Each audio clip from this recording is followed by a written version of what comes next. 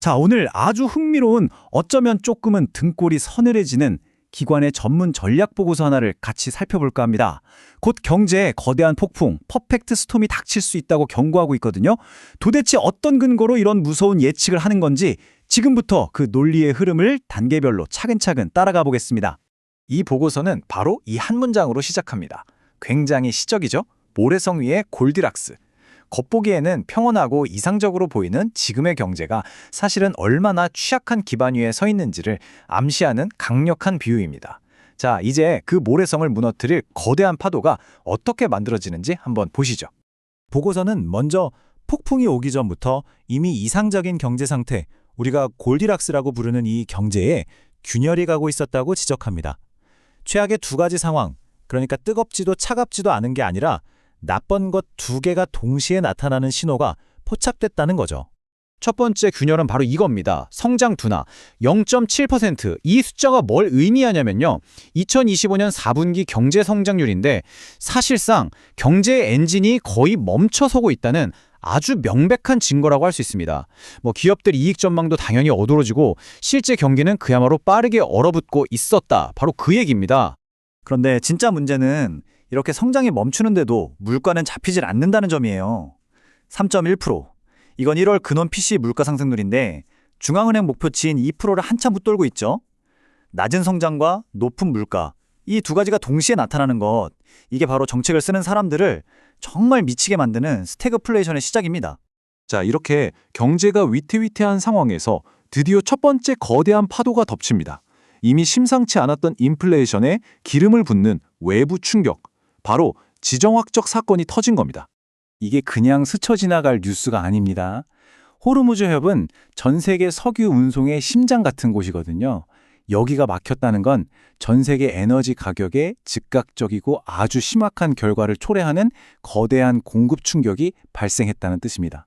아니나 다를까 해협이 봉쇄되자마자 유가는 배럴당 100달러 선까지 그냥 폭등해버렸죠.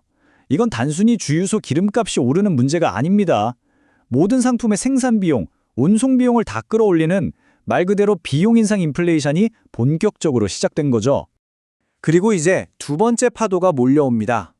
이 상황에서 통화정책을 결정해야 하는 중앙은행, 즉 연준은요, 그야말로 진퇴양난, 어떤 좋은 선택지도 없는 완벽한 함정에 빠지게 됩니다. 보세요. 완벽한 딜레마입니다.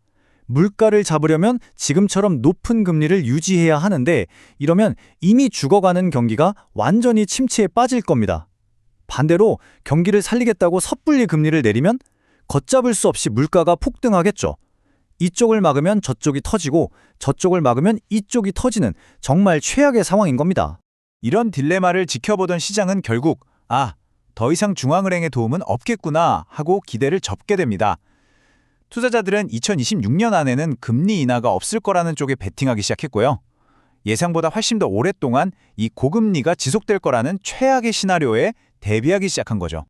하지만 이 보고서는 진짜 위험은 수면 아래에 있다고 경고합니다. 잘 보이지 않는 금융 시스템의 깊숙한 곳에서 세 번째 위기가 조용히 골마 터지고 있었다는 겁니다. 그 문제의 근원이 바로 사모 크레딧 시장입니다. 쉽게 말해 은행을 거치지 않고 펀드들이 기업에 직접 돈을 빌려주는 시장인데요.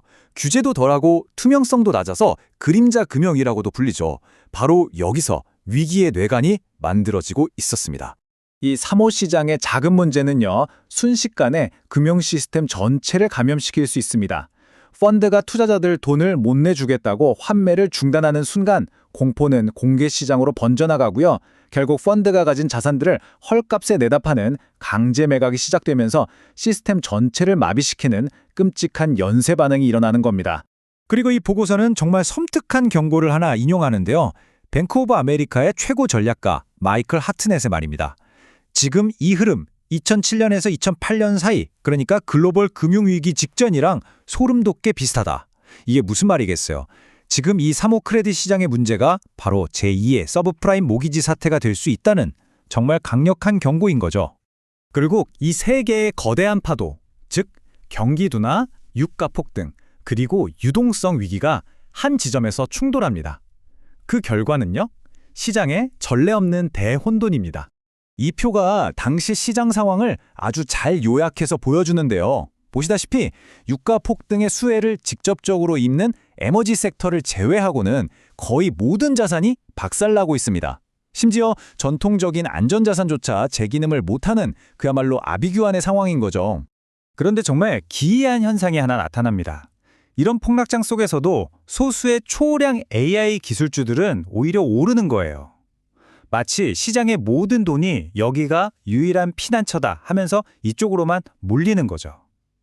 금리가 높으면 기술주가 불리하다는 전통적인 시장의 상식, 즉 상관관계가 완전히 깨져버린 겁니다.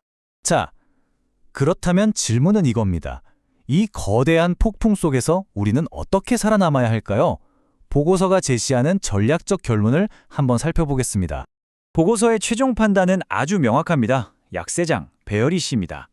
저성장, 고물가, 그리고 유동성 경색이라는 삼중고가 본격화될 것이라는 분석이죠. 그래서 보고서는 구체적인 생존 전략을 제시합니다. 에너지나 금, 달러 현금처럼 위기 상황에서 가치가 보존되는 자산의 비중은 늘리고 반대로 은행이나 소비 관련주처럼 경기에 민감한 자산은 줄이라는 거죠. 특히 터질 확률은 낮지만 한번 터지면 모든 걸 파괴할 수 있는 블랙스완 리스크로 앞서 말씀드린 3호 크레딧 시장의 붕괴 가능성을 재차 경고하고 있습니다.